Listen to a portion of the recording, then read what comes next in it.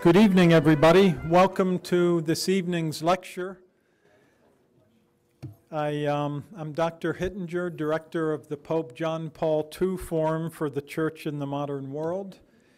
And it is my pleasure to introduce our speaker tonight, Father Brian Mullady, a Dominican of the Western Province or West Coast Province. I've known Father for a number of years, but we just got to meet in person today. But by phone, we both have courses on the International Catholic University. He's done many other courses too that you can find on his website. But when I was told by Roland Millare that he would be speaking down in Sugar Land, we jumped on the opportunity to invite him up here to talk about John Paul II. I do have to tell you, I think I wasn't a good listener, because when he told me his topic, and I put down why John Paul II is not a personalist, and all my students were saying, but John Paul wrote an article that he's a personalist, I found out I only got half of the story. I wasn't listening. Well, I'll let him explain it, but it's why John Paul II is not a personalist who rejects his Thomistic heritage. So that's the John Paul II we know and love, and Father Mullady has written on this and studied it. So that's enough of an introduction, isn't it, Father? Father Mullady, thank you.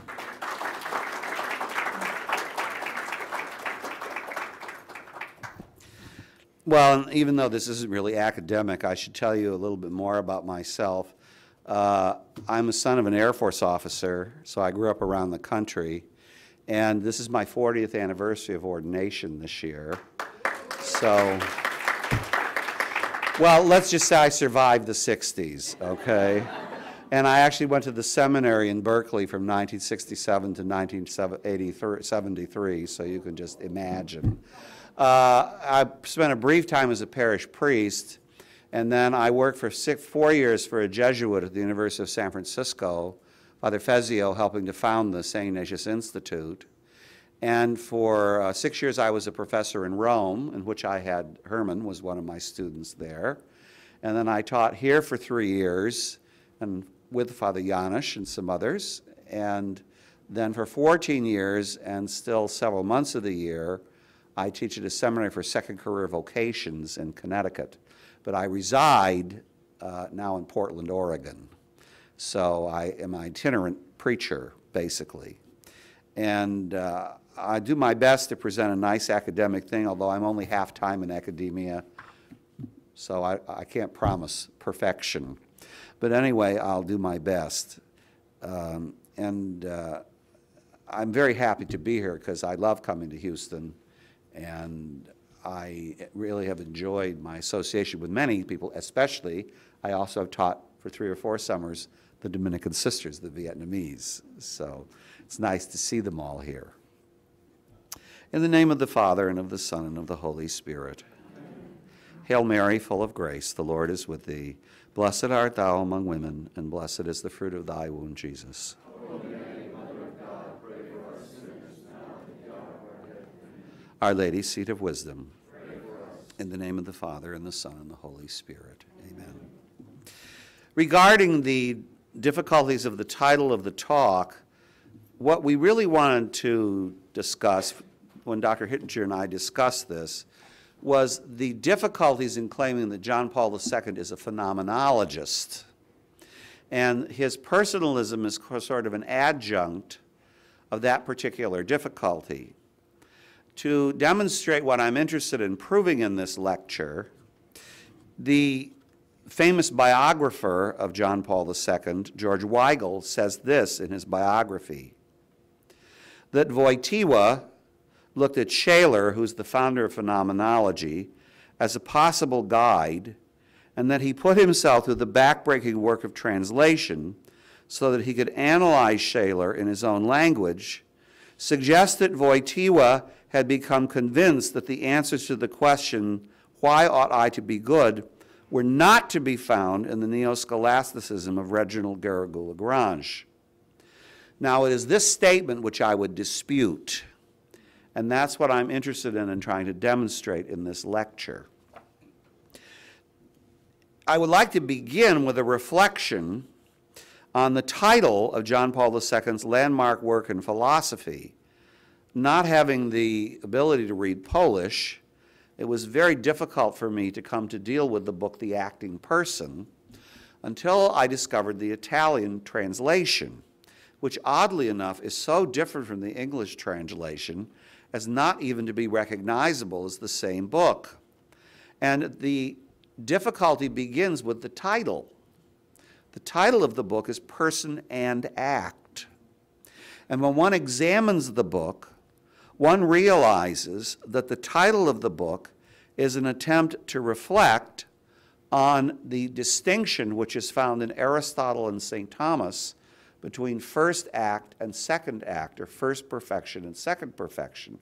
So the title of the book itself is related to things like the neo-scholasticism, maybe not Lagrange exactly, because as you know, even the scholastics had difficulties deciding whether they agreed on things, many things. Because both Aristotle and St. Thomas once said that a small mistake in the beginning of a study could lead to great mistakes at the end, I think the very witness of the fact that this title was mistranslated as The Acting Person to somehow emphasize that the personalist philosophy, especially as embraced by Immanuel Kant and reinterpreted by Max Scheler in maybe a good way, but not, as I hope to show you, an adequate way, has been used as an interpretive device by many to not only misinterpret the Pope, but also to basically do away with scholastic thought in Catholic philosophy circles and substitute it for phenomenology. And it's this which I have great difficulty with.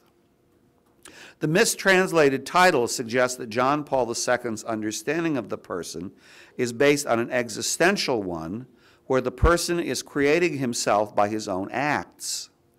This would suggest, at least, that there is no objective, essential metaphysical nature which underlies persons and is the origin of both their lived experience and their nature and their acts. This fact would seem to correspond to what at least I perceive as a disturbing tendency in the post-Vatican II Church to shy away from the traditional scholastic metaphysics of what was always termed the philosophia perennis, which discusses universal and objective essences which we can arrive at through sense knowledge, above all, the universal essence, man.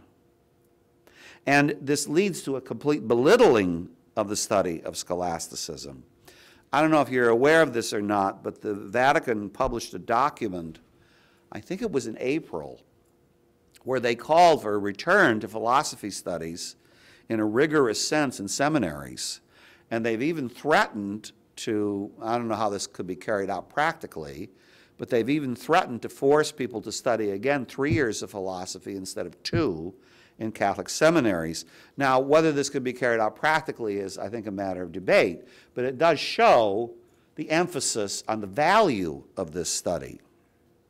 This has been reflected in a desire to change Catholic philosophy faculties from the traditional philosophy perennis of scholasticism to a more existential or phenomenological approach, and John Paul II is used as an authority for this.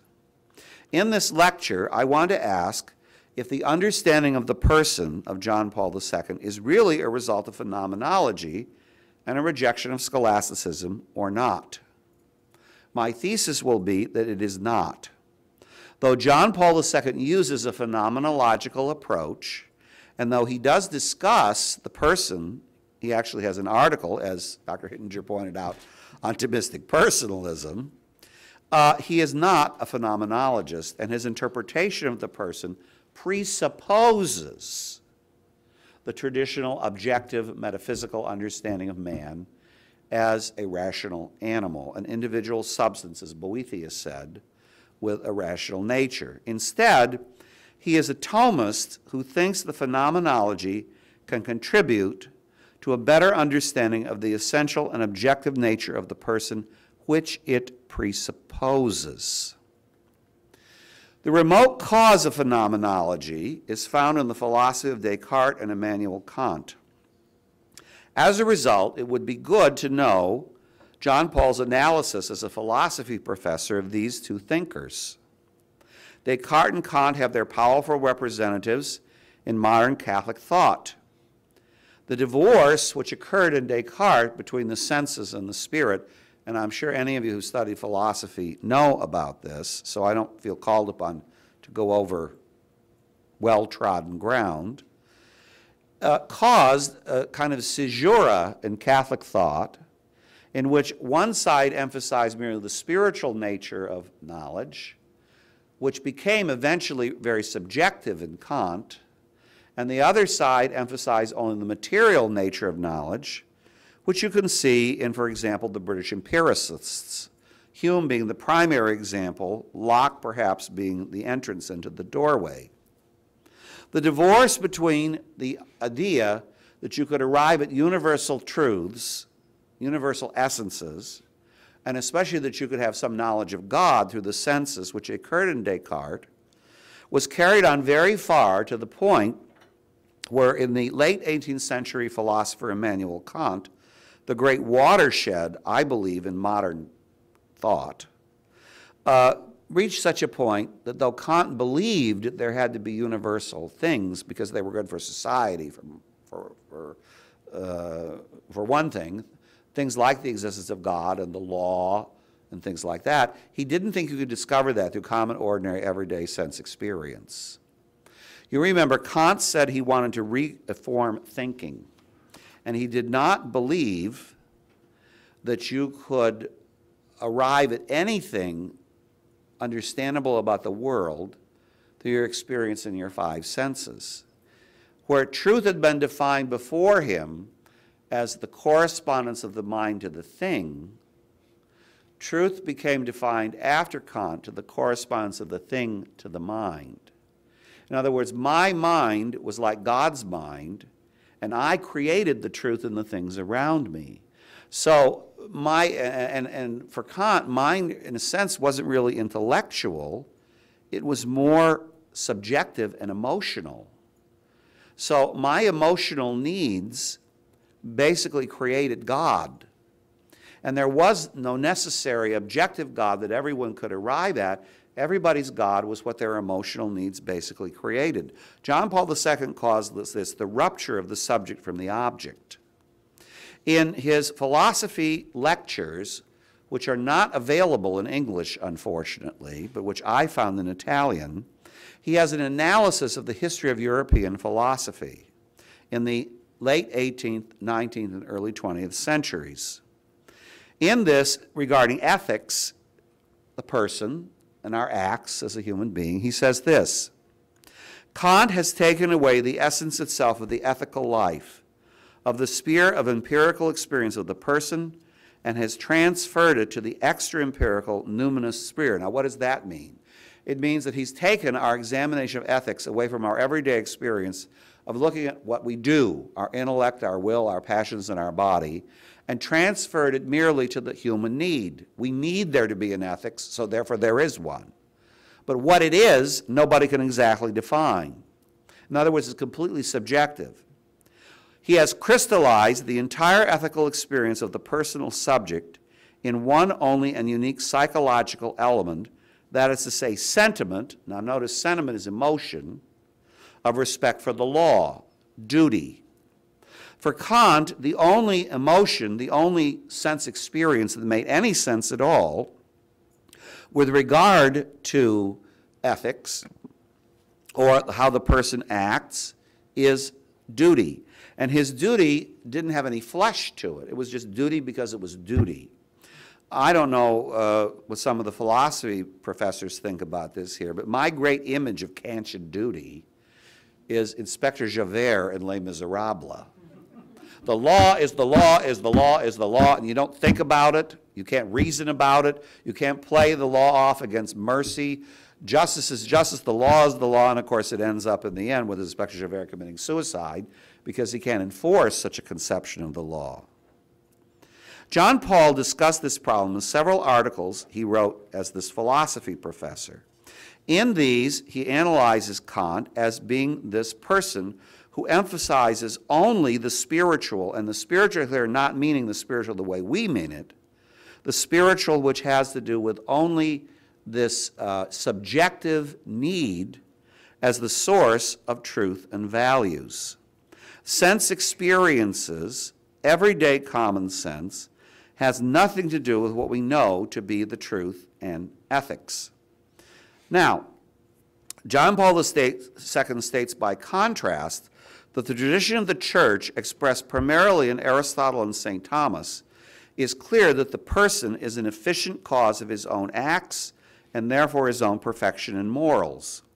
Moral perfection means that one realizes all the potentials present in the human soul, and that would include sense knowledge, your body, your passions, your intellect, and your will in acting. He says, I therefore live myself, my own person, an efficient cause of the good and evil of my own person. And he interprets this in this way. It is for this, and he means the substantial union of the body and the soul, that St. Thomas, following the conception of Aristotle, leaves somewhat apart all the other empirical coefficients of experience and occupies himself above all with its essential character, namely the actualization of the will connected either with the action of practical reason or with emotional factors, and finally all other factors which, thanks to their belonging, and he actually uses the Latin term, compositum humanum, the human composite, participate in the ethical act. In other words, he's saying that for us to know what a man is, how a man acts, what our personal act should be, we have to look at what we do with our five senses, scientifically examine, as Aristotle did, what the potentialities are that are present in a human being, and therefore decide what sort of actions are perfective of this. And this is an objective study. It's not that something subjective that comes just from my need.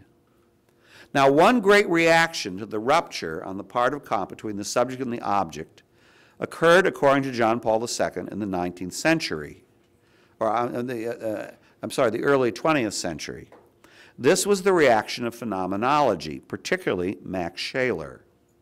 John Paul II states that Scheler rightly reacted against the over-intellectualizing of Kantian morals, which rejects any participation of the senses or the passions in either moral judgment or in moral perfection. But then Scheler reduced all the experience of the senses in moral knowledge to just that.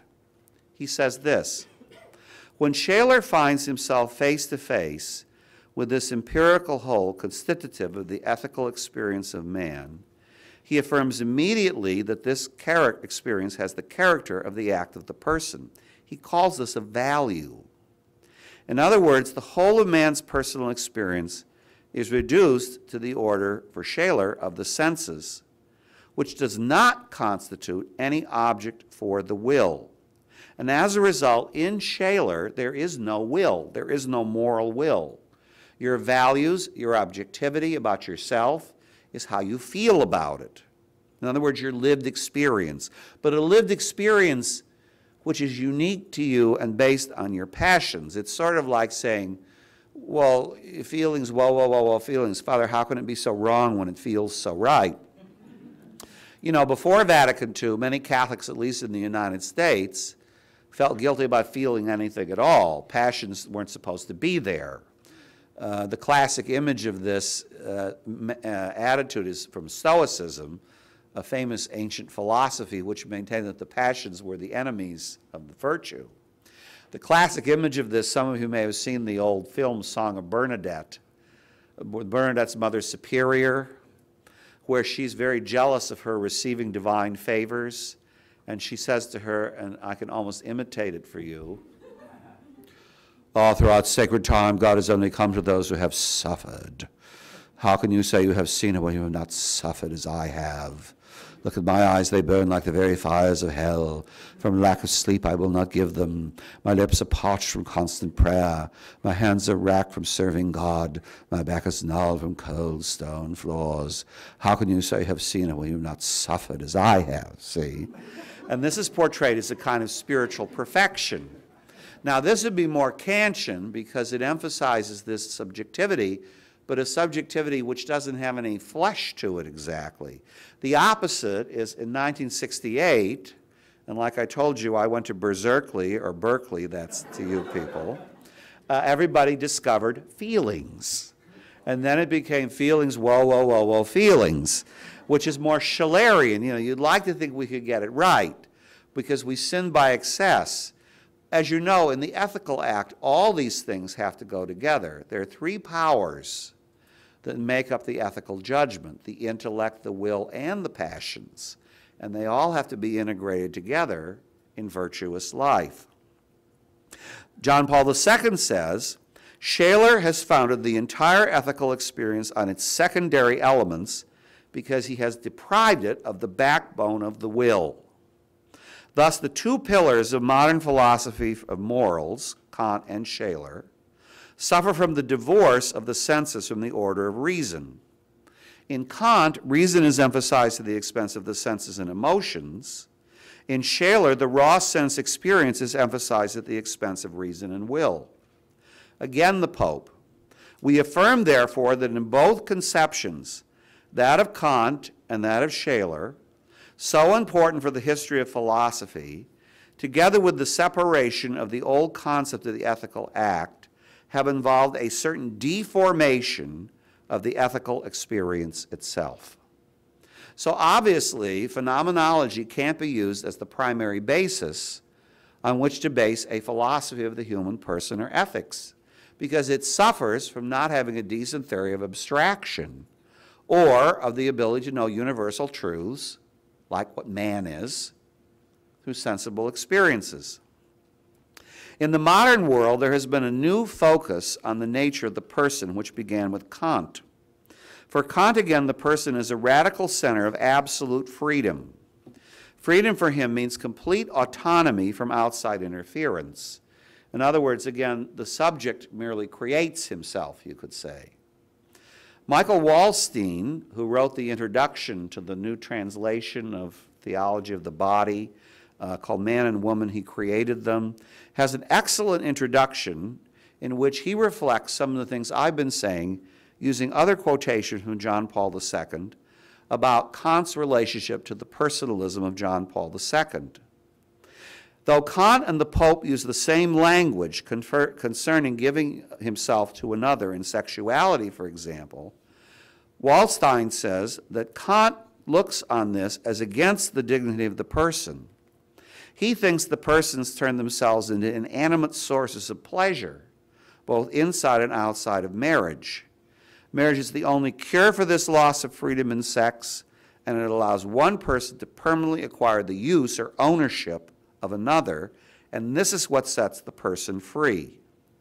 This is possible only under one single condition. When a person is acquired in a manner equal to a thing, this is a quotation from Wallstein, correspondingly, the former acquires the latter, and in this way the person gains itself back again and reconstitutes its personhood. They have rights over another, but not rights that are based on justice, which would involve personal, rational, spiritual life. Instead, they're the rights which a person has over a thing, you could say. They own another. There is no spousal love here at all. There is duty, ownership of duty. For the Pope, the personal gift of marriage means that in love, one subject renounces his personal autonomy and inalienability, and by love comes into union with the other, not making the other an object of use, but the two become one. This is what Gaudium et Spes means in paragraph 24 when it states, man cannot fully find himself except through a sincere gift of himself. In other words, Kant views sexuality in its personal sense as an instinct below reasoning. For the Pope, the sentient body is created, quote, for the person as an expression of personal love, in such a way that the person and some rational nature intersect with a particular intensity.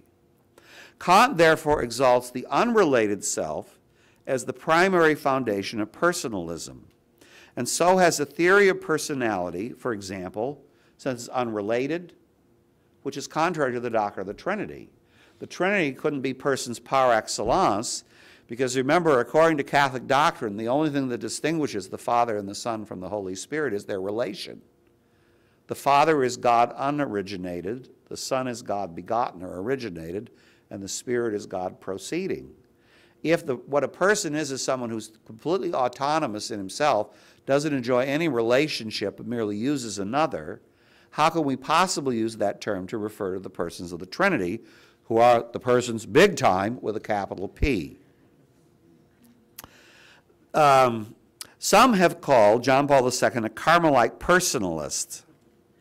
Well, I'm not sure that's exactly true. He accepts the criticism which Kant has of utilitarianism, but rejects the anti-essentialist foundation of Kant and Scheler. As always, the issue here is the possibility of having a realistic, objective, metaphysical understanding of essences. According to Wallstein, John Paul wrote The Acting Person as a result of his study of Max Scheler and was especially interested in his criticism of Kant. The critique of Kant contained in the work Scheler, this is again Michael Wallstein, is of crucial importance for the present considerations and was for this author the occasion and reflection and cause, this is the Pope, of partial acceptance of Kantian personalism. According to Scheler, Kant developed his personalism in reaction to Hobbes and Hume, whose own idea of nature grew out of Protestant Puritan distrust of nature. You remember, for Thomas Hobbes, man was basically the war of all in all. We were naturally born enemies to each other, and nature was totally depraved. For them, nature is what has to be formed, organized, and controlled. So for my inner self, I have to reconstruct nature, basically by my own will, in order to control it and change it to make it different. For Scheler, rather than some blueprint which comes from my sentiments subjectively, imposed by the mind on a chaotic and destructive nature, philosophy must be an account, and this is the Pope again, of what is evident or the phenomenon, and so phenomenology. Ethics for Scheler must be based on what is real, not on the will that something be something. It must be based on objective values. Yet Scheler does not, according to the Pope, escape the divorce from reality, even though he was against it, which is present in Kant. Again, this is because values for him are feelings. Feelings thus become the primary acts of man. For Kant, all feelings except duty belong to the realm which is contrary to reason. For Scheler, love as a feeling constitutes the innermost core of the person, and as a result, he defines the person as ens amans, a loving being. Value, says Wallstein, is an essence in consciousness distinct and independent from being. Whereas for us, value has to express who we really are, what we really are. Not what we like ourselves to be or what we make ourselves to be or think ourselves to be. It has to reflect the common nature that we all share, that we can arrive at through the five senses. This is obviously very far from traditional Catholic moral teaching, metaphysics, and I would maintain from John Paul II's thought. John Paul thought Scheler appealed to Catholics because, unlike Kant, he appealed to objective morality, not some universal idea we create in our own mind. Also in Scheler, the emphasis on love of the person and having a good person as a model for how to be good is very important. It is the latter, this role model, which impressed John Paul II very much about his ideas, especially his emphasis on the model, Jesus Christ. For the Pope, there are three main experiences in following Christ, and he uses terms from Aristotle to explain them. Formal, efficient, and final cause. Yes, believe it or not, Christ is looked upon that way. First, the formal cause. Jesus is goodness itself. But Shaler thinks goodness is only an object of feeling. John Paul II argues that Jesus is not just a role model for feelings, but a lawgiver who teaches the truth of objective acts.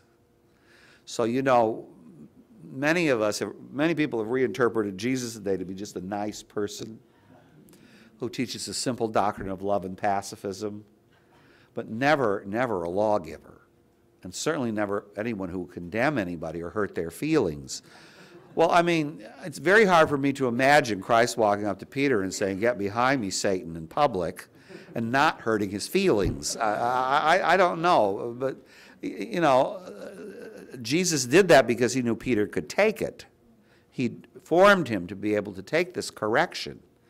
But to just suggest that, you know, we look at these people and we feel good and that's what we do, this isn't exactly it. Because this is the case, one must pass beyond Shaler's phenomenology to metaphysics. As an efficient cause, Jesus is also a model for moral responsibility. An ethics, however, which emphasizes only feeling, cannot do justice to what duty really means. Shaler rejects Kant's attempt to introduce duty and norms into ethics because it exemplifies Kant's distrust of nature.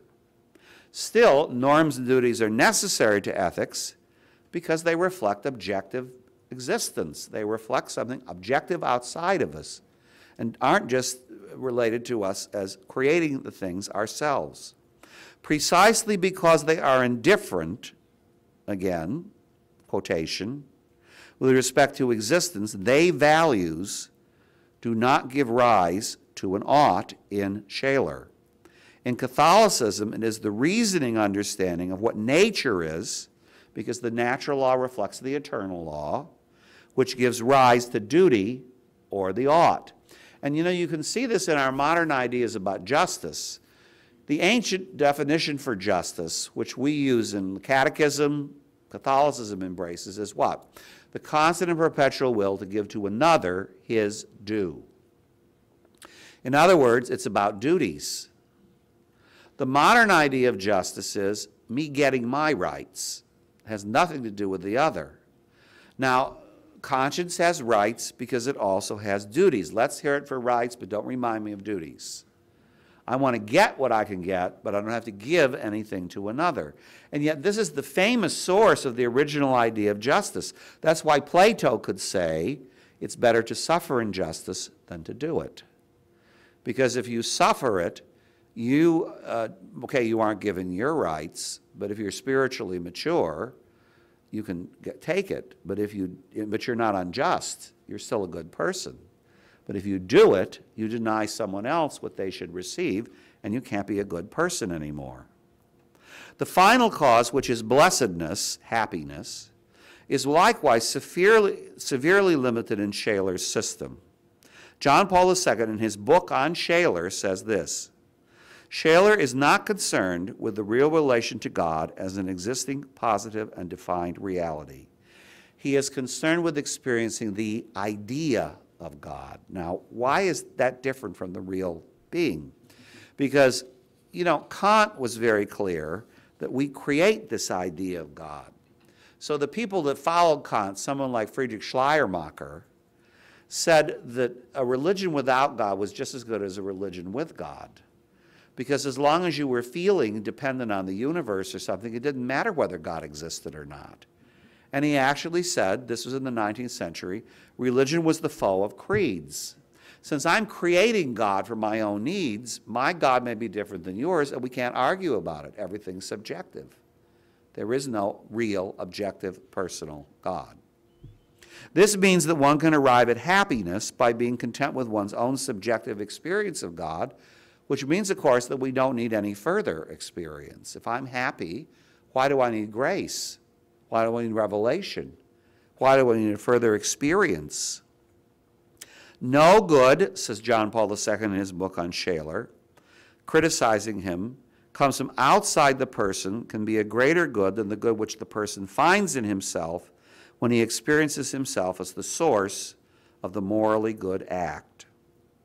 Though some of Shaler's descriptions of sensible rest in value have great merit, they can only be pursued as a kind of secondary good.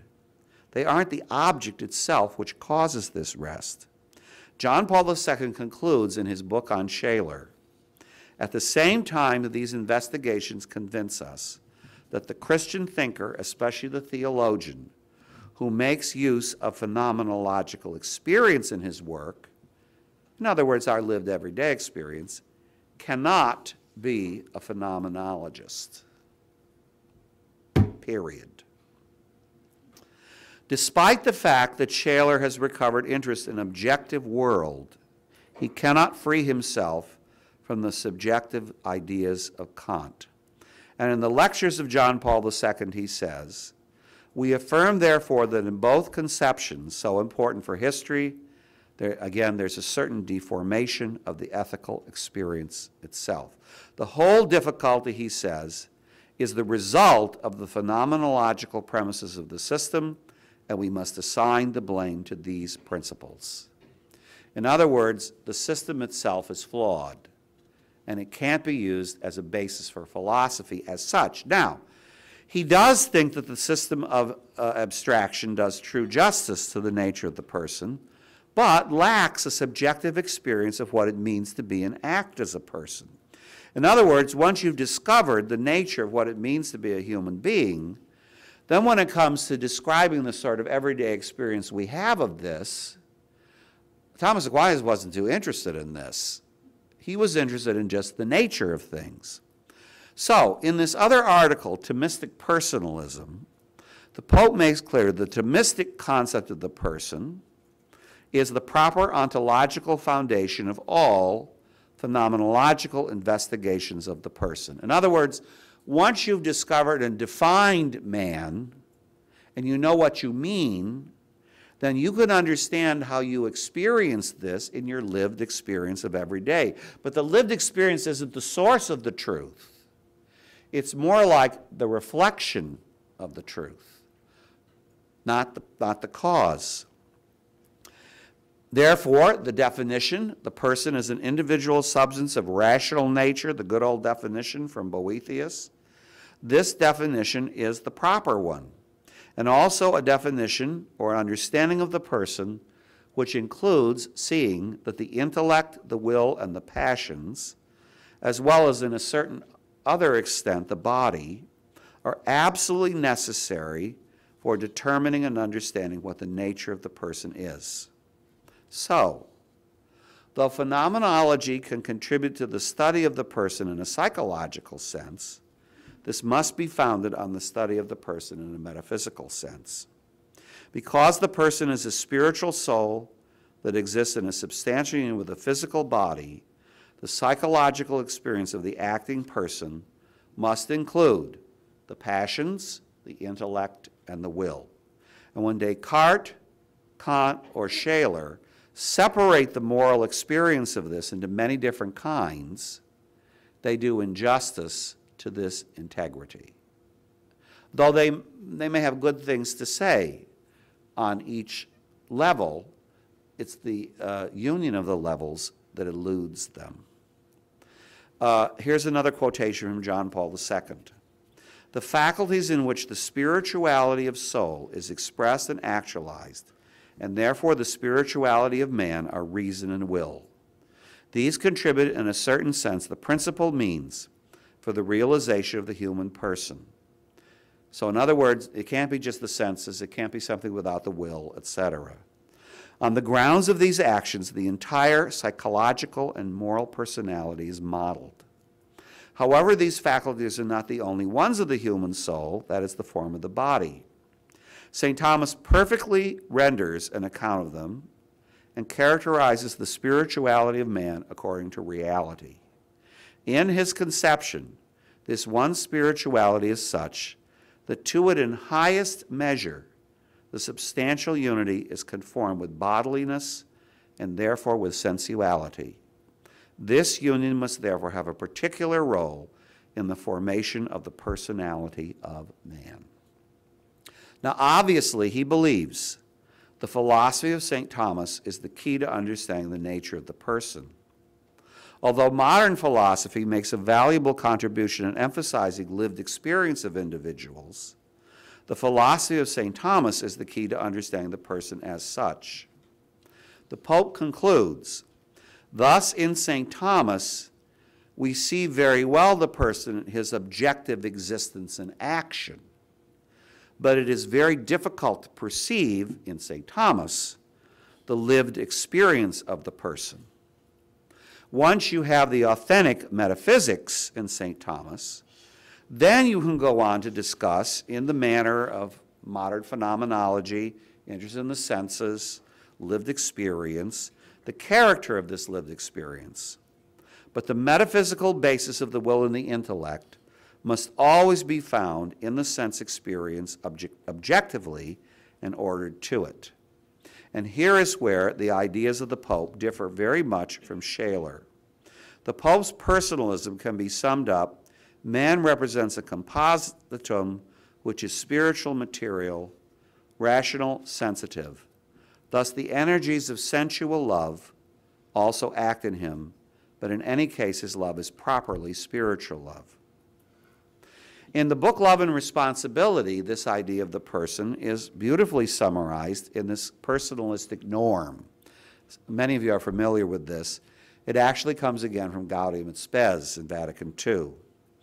The way the Pope expresses this in Love and Responsibility is, this norm in its negative aspect states that the person is the kind of good which does not admit of use and cannot be treated as an object of use, and as such the means to an end. In its positive form, the personalistic norm confirms this. The person is a good toward which the only proper attitude is love. This positive content of the personalistic norm is precisely what the commandment to love teaches. In summary, John Paul II bases his doctrine of the person on the philosophy of being of St. Thomas, which describes the person as the most perfect being, perfectissimum ens, in nature. This traditional view reveals the extreme deficiencies of modern philosophy's attempt to deal with the nature of the person. These deficiencies include not only those of Descartes and Kant, who radically divorced supersensible experience of human reason the sensible, but also Shaler and the phenomenologists, who were unclear about this supersensible or intellectual character. The Pope lauds the efforts of phenomenologists to reintroduce the senses and the feelings into moral life, but states they cannot escape the difficulty of the older modern philosophers who fail to do justice to the composite of the human person. And I would add, I've just been reading a book for the second time. Some of you may have read it. It's called Modern Times by Paul Johnson. In this book, Paul Johnson's thesis is he's examining the 20th century, and he maintains that there has never been a century more barbaric or more destructive of innocent human life than the 20th century.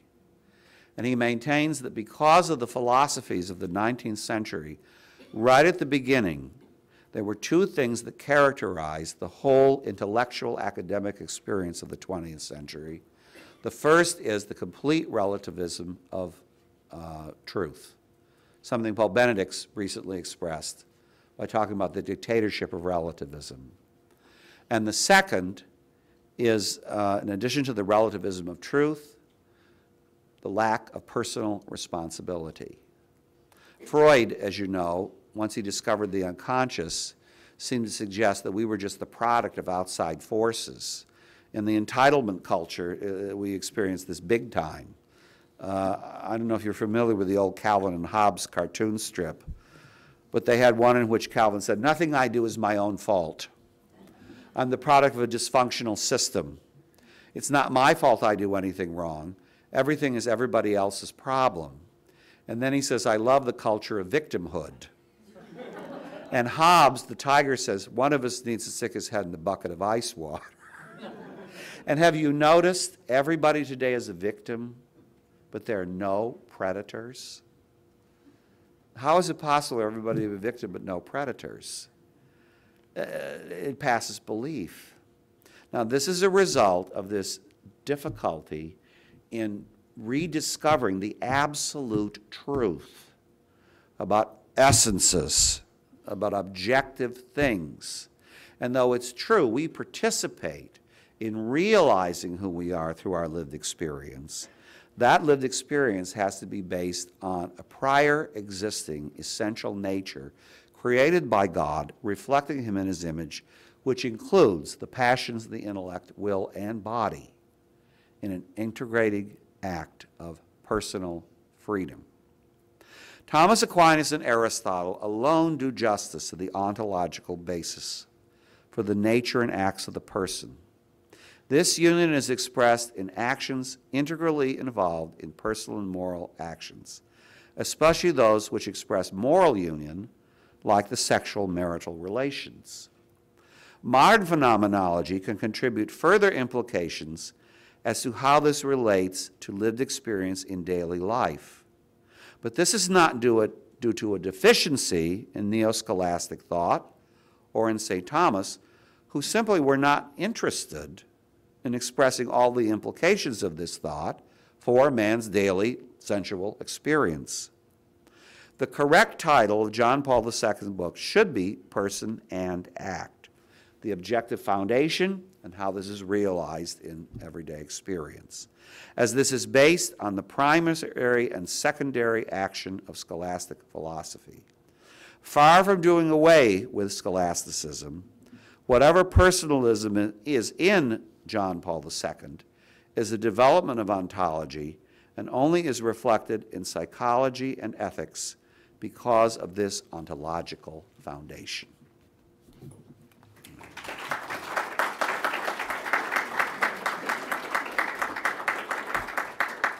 That when it comes to issues of, let's say, modern ethics, bioethics, one cannot just stick to a sort of virtue theory or ontology of the human person strictly. One has to go into the realm of looking at descriptions like heart transplant patient or things like that. So it seems like the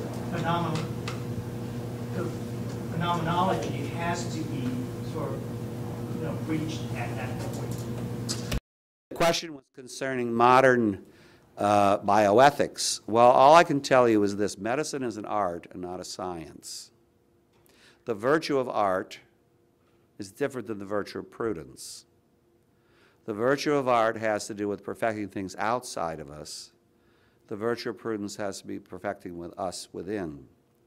In order for the art of medicine to be used in a human way, it has to have reference to a second virtue, and that is justice. If the art of healing denies the nature of the human person, no matter how good it might be, it's an inhuman action. And that's why hospitals, in addition to doctors who may be very good at healing, have ethics committees. And that has to be based on objective values. It can't be based on expediency. The divorce of the art of medicine from justice is what created places like Dachau and these unjust experiments with the insane and things like that. If you mean by phenomenology that we have to pay attention to rational science, that's true. But how does this operation or treatment fit in to the character of someone with a soul? That has to be asked. And it's the virtue of justice that determines that, not the art of medicine. So Mengele may have been an excellent surgeon, but he was a bad man. And so, yeah, I don't think you're correct about that. Although I would maintain, I'm not very good at bioethics. I have to do a lot of research every time I make any kind of statement about it. I write a question and answer column in Homiletic and Pastoral Review. And when I'm asked these questions, I have to have reference to people like Father Francois, or others who are experts in the field, because you have to know a lot about medicine in order to make ethical decisions about it. But you also have to have someone who understands what a man is and what the soul is in order to do that. And unfortunately, what we've done is we've, again, divorced the body from the soul a bit too much in this. And what's useful then becomes what's true. And what's useful may not be what's true in the human sense. So, yeah. I have a question. I'm in Dr. Hinder's class of this. It started off with the study of the relation of Thomism and the ontology to the phenomenology. With the description you were going at, pointing out the shortcomings of Kant and Shaler, I guess I'm wondering if we're going from the proper ontology moving forward. It seems to me that saying we're going from lived experience and the subjectivity here, that isn't there a problem here, since if it's a subjective experience and it's my lived experience, that's the lived experience of a singular. And if we look at Aristotle and Aquinas' account of knowledge, you have experience of multiple individuals, all of which possess some nature from which through nous or intellectus you get a universal concept. How can I have some universal knowledge which applies to all for my own interior lived experience? You might have insights into yourself, but how can this be applicable to all people? Let's see if I can understand the question. The question is, how can my personal experience subjectively be the foundation for my understanding of human nature? Or how can it contribute anything further beyond the ontology which you already have? Well, first of all, you develop the ontology in man. Introspection is a part of it, in the sense that you look at and see what kind of potentials powers you have by the kinds of actions that you perform. And once you do that, then you posit that since I can do these acts, I must have these powers. And then you try to discuss these powers and how they relate to each other. And once you do that, then you develop a picture of man. All right. What man is, in all of his glory, is then capable of definition. And in theory, it's capable of definition by one person having this. All right?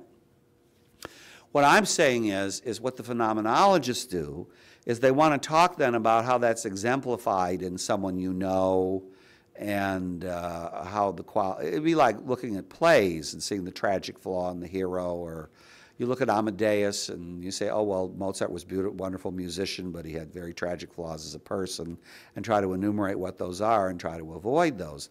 It's much more the idea of the drama, of the carrying out of the whole thing. That's what this lived experience thing is about. Maybe I can characterize this for you in another way. A number of years ago, there are two groups of sisters in the United States, those that are more traditional and those who are more radical, I would say. And the Holy See wanted to get them together. And one of the major superiors told me, she says, Father, it's like two different worlds. They talk about lived experience and we talk about divine revelation. And they say the Pope better come up to our lived experience or we're not listening to what he has to say, because our lived experience is the source of truth for us. Well, it's true. I mean, there is a value to that. But when it comes to divine revelation, what the nature of the church is in religious life, we have authorities in this. And the reason we have authorities in this is because there's an objective universal about this. And that objective universal is precisely what modern philosophy either denies, doesn't understand, or finds great difficulty interpreting. And once you throw that out, there is no goad. There is no natural law. There is no goad to human collectivism, to making man a cipher. Like I say, the 20th century has produced more collectivist experiments where people that supposedly didn't have personal responsibility were herded into government programs to try to force them to be in a certain way, that even might have led to their death because they weren't considered convenient to the society. And it's all because we've jettisoned this interest in objective nature. Now, Einstein started the problem with the theory of relativity where Newtonian physics was overcome. But Einstein looked at this as a physical theory about motion. He was horrified when people began to apply it to metaphysics and to all truth. So, and that, of course, was around the time of World War I, which was where the big immorality in war began. where anything went in order to win. And millions and millions of people were killed for a few yards of ground. It was an insane experience. And then, of course, with Freud, around the same time, a little bit before, you have this loss of the understanding of personal responsibility. The objectivity of nature, Pope Benedict has said this in one of his works, until we rediscover an objective metaphysical nature, we're always going to have difficulties, with the fact that there is an objective. Revelation's supposed to be an objective truth. Well, if you don't believe there are such things as objective truths, what is revelation? I mean, nobody knows. That's why religion is the foe of creeds.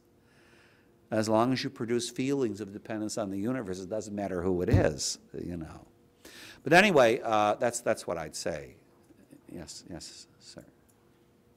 Your presentation that John Paul II may be considered a Carmelite personalist. Yeah, that's what someone said. That brought to mind another person that many esteem, who was also very much influenced by phenomenology, and that is Edith Stein, the Yes. Priest Benedict of the Cross. Yes. I was interested in if you might share some thoughts on her development. Well, about Edith Stein, the only thing I can say about her is I love her spiritual works. I really don't understand her philosophy works at all. I've tried to read them, and I find them especially enigmatic. I'm sure there are people that do understand them, but her spiritual works are very deep and very beautiful. Some of her reflections, like on the temple, for instance, she has this absolutely beautiful reflection on the temple and the Jews and things. She's obviously a brilliant woman. But you remember, she also made a translation of De Veritate by St. Thomas into German. Yeah. So that's all I can say about that. I'm sorry. Yes, Father Janusz. That's a kind of Observation. remark about the title of acting person. I would advise nobody to use that book in the English translation, because it's not only the title, but it is also the text that been interfered with. Things like elimination of any quotations of St. Thomas, for instance. And this, the way I was talking actually to the man who translated or made the translation, and he was horrified when he discovered what appeared on the printed page. So if you want to arrive at what the Pope actually said, use the Italian, because that is the one from the... Well, I would concur with that, because I read the two of them next to each other. And for those of you who know anything about St. Thomas, for example, the word voluntarium is used in Latin about 25 times. Now, for a Thomist, that word jumps out at you, because in the Summa, that's the word for moral action, the voluntary, what places something in the genus of morals. The translator never puts it in Latin, and it's translated in a different way every time, so you don't even know it's the same concept being referred to. And what Father Janusz says is also true. They excise whole paragraphs where St. Thomas where the Pope will say, and this is what Thomas Aquinas and Aristotle mean when they talk about virtuous habits and things. Well, that paragraph is excised out of the translation. So you wouldn't even know it's the same book. So the reason I gave this lecture wasn't because I was particularly interested in you thinking that whether the Pope was a personalist or not, really. But I find this disturbing habit of basically trashing neo-scholasticism and everything the Church thought in its Philosophia Perennis very unsettling myself. In fact, I just developed a class for the Internet School, Philosophy for Theologians, and I could not resist. I don't know if they'll understand it or not, but I just could not resist putting the 24 theses of Thomistic philosophy that the Holy Office determined in 1924 was what should at least be known by a Catholic. It's not that St. Thomas is the last word on things, but I would say he's the first word. So the thing is, if you're developing a new philosophy or a new interpretation, that's fine, but you can't contradict the interpretation the Church has always accepted. And you'll have statements that are made in papal encyclicals, like John Paul II makes in Splendor of Truth, where he says, the Thomistic doctrine of natural law, which the Church has made her own. Now, it's true, the Church doesn't canonize any particular philosophy, But on the other hand, there are certain concepts and terms from especially Greek philosophy that the church has used to interpret doctrine. We're not limited to that, obviously, but we can't make an explanation or philosophy that contradicts that. And there are people that will say, well, Thomas Aquinas baptized Aristotle for his day, in his Sitzum Leben, in his, time, spirit of the age. So what we can do is baptize existentialism. Well, first of all, words fail me when I talk about some of this stuff. I had one guy tell me once that the reason St. Thomas thought that Aristotle thought the soul was immortal was a pious interpretation. I said, you mean to tell me that because he was a Christian, he read this into the text and he knew it wasn't there? That makes him intellectually dishonest or stupid, one or the other, and he was neither one nor the other. So why did St. Thomas adopt Aristotle? Well, there wasn't any thinker that was more foreign to the Middle Ages than Aristotle. You may remember that when they recovered him for the West, he was forbidden to be read in universities, not privately, but lectured on, because he seemed so contrary to what the medieval universities taught. He adopted Aristotle because he believed or thought that Aristotle had discovered everything that reason could discover unaided about the truth of the world. And he was a thinker that lived almost 1,500 years before St. Thomas. So it was completely not according to the spirit of the age. So even though we may try to baptize some of the modern philosophers in the sense that they deny reality, they can't be baptized. It's not possible. Some things they say might be used to great effect, but the thing itself, like John Paul II says, the principles of phenomenology are flawed. It's not just somebody's interpretation of them. So even though we may use a method in the sense of, in the Wednesday Audience Discourses on Theology of the Body, he very beautifully points out that the first chapter in Genesis is the objective metaphysical account, which is very tight, but there's no personal reaction given to man about being made in the image and likeness of God. It's just stated. In the second chapter and third chapter, you have personal reactions being done for this. And he maintains the second and third chapters are more primitive than the first chapter. Well, who knows, really. But what he says is, not that they're contradictory accounts, but they're compatible accounts. One from objective metaphysics, the other from the subjective reaction to the same metaphysical ideas. So the man's personal reaction to this is contained there. One more question? Let's see, two. No, go ahead. Pass. Yes. I read the English translation of The Acting Person, and I confess that I didn't find it difficult to see Thomas all over. So I've heard the critique that St. Thomas is sort of taken out of this translation. But as a Thomist, I couldn't help but see his language and the basis in Thomism that was quite evident. However, it did seem also that he was taking this phenomenological method, as you say, as not just willy-nilly feelings or just experience that I have that I could add to Thomism, but was using the phenomenological method as a way of reaching continental philosophers and modern philosophers and bringing them into Thomism. So for instance, he uses the phenomenological method to argue that we have a will, for instance. He says that this isn't a book on metaphysics and that metaphysics is assumed, but he definitely uses phenomenology in order to get to that fact. Also that the soul is spiritual. And so while I think that you're right that phenomenology, and that John Paul II is also right, that phenomenology is deeply flawed, it seems to me that he is trying to use phenomenology sort of to get to realism. And I don't know if phenomenology necessarily rejects realism. Well, according to the Pope, it does, and he wrote the book, all right. My point, I don't know, I think it's wonderful you did that because most people I know that read the Acting Person translation can't understand it. So if you understood it, more power to you. Father Janusz is correct that the woman who did it purposely set out to make him a phenomenologist. And she changed many of the things in it.